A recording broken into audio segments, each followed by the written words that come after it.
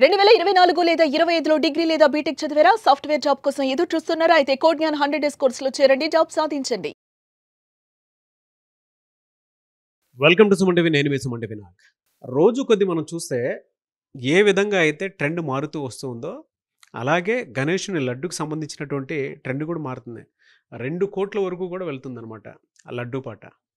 చట్టబద్ధంగా చూసుకుంటే అది ఎంతవరకు కరెక్ట్, అండ్ ఈ ట్రెడిషన్ ఏదైతే ఉందో అది ఎప్పటి నుంచో వస్తూ ఉంది కదా, దీనికి సంబంధించినటువంటి వాటిల్లో అది అక్కడి వరకు వెళ్ళేంత వరకు ఏం జరుగుతుంది, చట్టాలు అసలు ఇటువంటి వాటికి ఏం చెప్తున్నాయి అనేటువంటిది ఈరోజు మనతో పాటు హైకోర్టు అడ్వకేట్ అలాగే రవీంద్రనాథ్ గారు ఉన్నారు. వారి మాట్లాడి తెలుసుకుందాం. Hello sir. హాయ్ అండి నాగరాజ్ గారు. సార్, అంటే గణపతి అని అంటే మనకి ఫస్ట్ మొదటగా గుర్తొచ్చేది లడ్డు.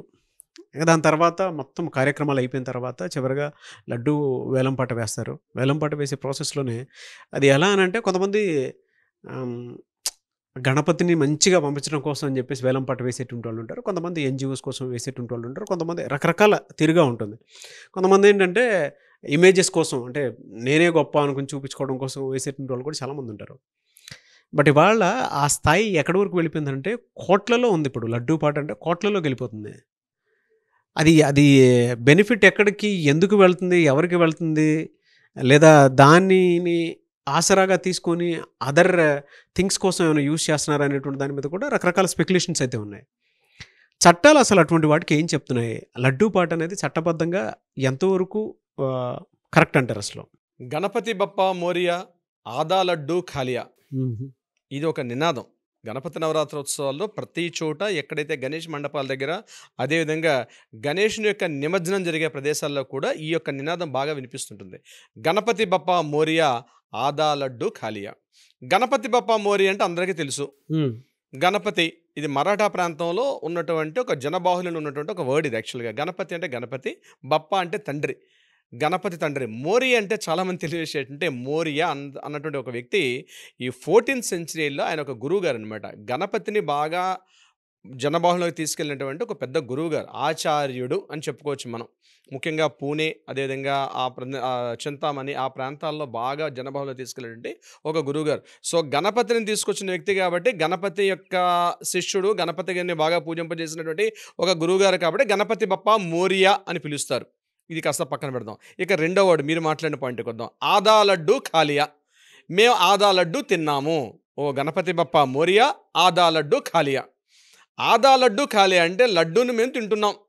అక్కడ వరకు బాగానే ఉంది. కానీ మీరు చెప్పినట్టుగా గడిచిన కొన్ని దశాబ్దాలుగా ఈ లడ్డూని, అంటే నవరాత్రోత్సవాల్లో ఏదైతే గణపతి చేతిలో ఒక లడ్డూని ఏదైతే పెడుతున్నారో ఆ లడ్డూని వేలంపాటలో ఒక రేటు కొనుక్కోవడం అనేది ఒక ఆనవాయితీగా, ఒక సంప్రదాయంగా వస్తుంది. అసలు మీరు అడిగినటువంటి విషయం ఏంటంటే చట్ట ప్రకారంగా అలా వేలంపాట వేయవచ్చా, వేయకూడదా, వేస్తే విధి విధానాలు ఏమిటి అన్నది ఈ వీడియోలో మనం తెలుసుకుందాం నాగరాజ్ గారు. ముఖ్యంగా లడ్డూ పాటను వేలం వేయవచ్చా? 100% చట్ట ప్రకారంగా, న్యాయ ప్రకారంగా, మనకున్నటువంటి చట్టాల ప్రకారంగా వేలంపాట వేయవచ్చు. ఇది క్లియర్గా ఉంది. ఏ పద్ధతి ప్రకారం వేయవచ్చు అంటే మనకి 1987 Andhra Pradesh Hindu religious and institutions charitable act అని ఒక చట్టం ఉంది.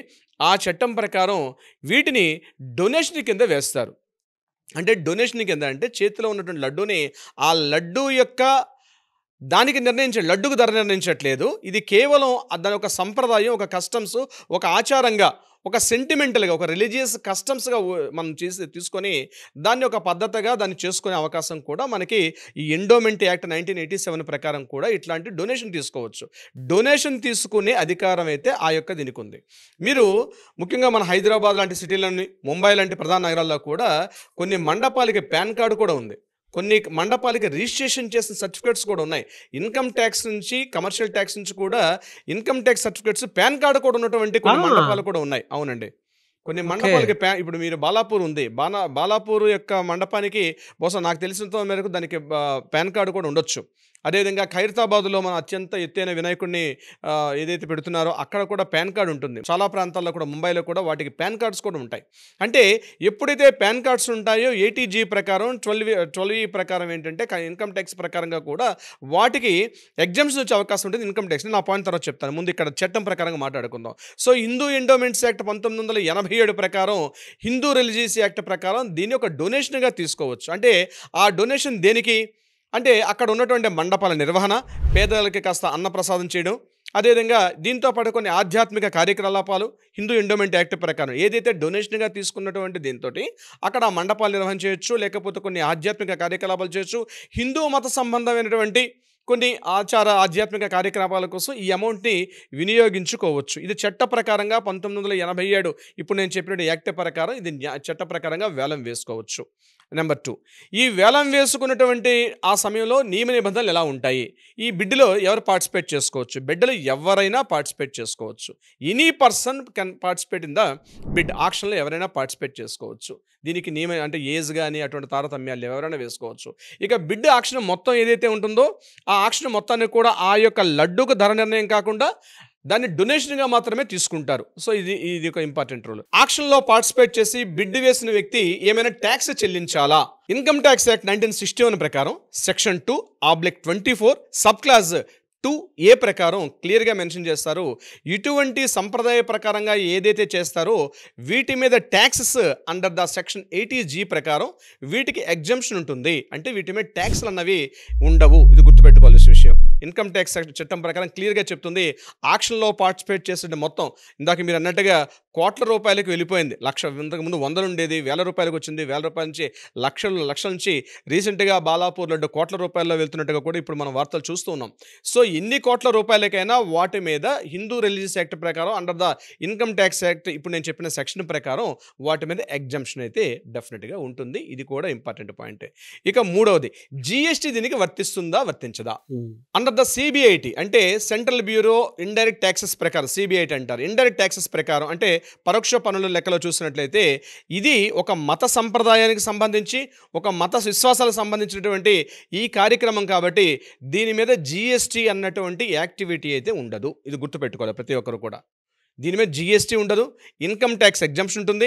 చట్ట ప్రకారంగా కూడా మన లా ప్రకారంగా చట్టం ప్రకారం కూడా ఆక్షన్ నిర్వహించుకోవచ్చు. కానీ ఏదైతే అమౌంట్ తీసుకున్నారో ఆ అమౌంట్ మాత్రం తప్పనిసరిగా ఆ హిందూ మత విశ్వాసాలు, సంప్రదాయాలు, ఆచారాలు అదేవిధంగా అక్కడ కార్యక్రమాల నిర్వహణకు మాత్రమే ఉపయోగించాలి తప్పించి ఈ యొక్క ఫండ్స్ని వేరే వైపు నిర్ణయించడానికి కూడా అధికారం లేదు. ఇప్పుడు ఉదాహరణకి ఇందాక నేను చెప్పినట్టుగా ఆ మండపాలు కానీ అండర్ ద పాన్ కార్డు కానీ రిజిస్ట్రేషన్ ఉంటే రిసిట్స్ ఇచ్చే అవకాశం కూడా ఉంటుంది. ఆ రిసిట్స్ మీద కూడా ఎటువంటి ట్యాక్స్ కూడా ఉండదు. ఎవరైతే బిడ్ ఆక్షన్లో పార్టిసిపేట్ చేస్తారో ఇప్పుడు నేను చెప్పినటువంటి అన్ని విషయాలు కూడా వాళ్ళకు కూడా ట్యాక్స్ ఎగ్జంప్షన్ ఉంటుంది. అంటే వ్యక్తిగతంగా పలానా ఒక వ్యక్తి వెళ్ళి కోట్ల రూపాయలకి 2 కోట్ల రూపాయలు చేస్తే 2 కోట్ల రూపాయలకి ట్యాక్స్ ఏమైనా ఉంటుందా అంటే ట్యాక్స్ అనేది ఉండదు. జీఎస్టీ ఉంటుందా? జీఎస్టీ కూడా ఉండదు. టోటల్గా అమౌంట్ అంతా కూడా under the section income tax act 1961 ప్రకారం పూర్తి మినహాయింపు అయితే ఉంటుంది. లడ్డూ వేలంపాట పార్టిసిపేట్ చేసిన వ్యక్తికి ఉంటుంది. ఆ లడ్డూ వేలంపాట నిర్వహిస్తున్నటువంటి ఎవరైతే ఆ యొక్క మండప నిర్వాహకులు కానీ ఆ కమిటీ సభ్యులు ఎవరైతే ఉంటారో వాళ్ళకు కూడా ఎటువంటి రిస్ట్రిక్షన్స్ లేవు. చట్ట ప్రకారంగా ఎవ్రీథింగ్ ఈజ్ క్లియర్. సో దీని మీద ఎటువంటి అపోహలు కానీ లేదా మత విశ్వాసాలకి తొలగించేటట్టుగా ఎటువంటి అభియోగాలు కానీ చేసే అవకాశం దీని మీద కోర్టులకు వెళ్తామండి, దీని మీద మేము కాస్త వివాదాలు చేస్తాము, కోర్టులో మేము పిటిషన్లు వేస్తామంటే ఎవ్వరికీ ఎటువంటి అధికారం లేదు. ఎందుకంటే ఇది హిందూ మత విశ్వాసాలకు సంబంధించింది. గుర్తుపెట్టుకోవాల్సింది ఒక చిన్న లడ్డూయే కావచ్చు కానీ ఆ లడ్డూ ద్వారా కొన్ని వేల మందికి ప్రయోజనకరంగా ఉంటుంది. కాబట్టి మనకున్నటువంటి చట్టాలు, మనకున్నటువంటి కమర్షియల్ ట్యాక్స్, ఇన్కమ్ ట్యాక్స్ యొక్క విధి విధానాల ప్రకారం దీని మీద ఎటువంటి చట్టాలు అంటే దీని మీద ఎటువంటి నియమ నిబంధనలు అంటూ క్లియర్గా ఉన్నాయి. కాబట్టి రిస్ట్రిక్షన్స్ అనేవి చాలా తక్కువగా ఉంటాయి. కాబట్టి ఎవరైనా ప్రతి మండప నిర్వాహకులు హ్యాపీగా భారతదేశంలో రాజ్యాంగం కల్పించిన హక్కు ఏదైతే ఉందో ఆ రాజ్యాంగం కల్పించిన హక్కు ప్రకారం ఎవరైనా పార్టిసిపేట్ చేసుకోవచ్చు. దీని మీద హ్యాపీగా ప్రతి మండప నిర్వాహకులు ఈ 9 రోజుల పాటు గణపతిని ఎలా అయితే ఆరాధిస్తారో ఆ నిమజ్జనం చేసుకున్న ప్రక్రియలో నినాదాలతో పాటు ఎవరైతే వ్యక్తి ఆ లడ్డూని తీసుకున్నారో అతను తన సొంతానికి వాడుకోలేనటువంటి నియమాలు లేవు. సో ఆక్షన్ పార్టిసిపేట్ చేశారు కాబట్టి తన సొంత కుటుంబానికి వాడుకోలేదు, అది అతని ఇష్టం. సో ఏమైనా చేసుకునే హక్కు కూడా అతనికి ఉంటుంది. Nagaraj garu clear and very good information sir. Thank you అండి. Thank you so much Alagar Ravindranath garu. Thank you so much Nagaraj గారు.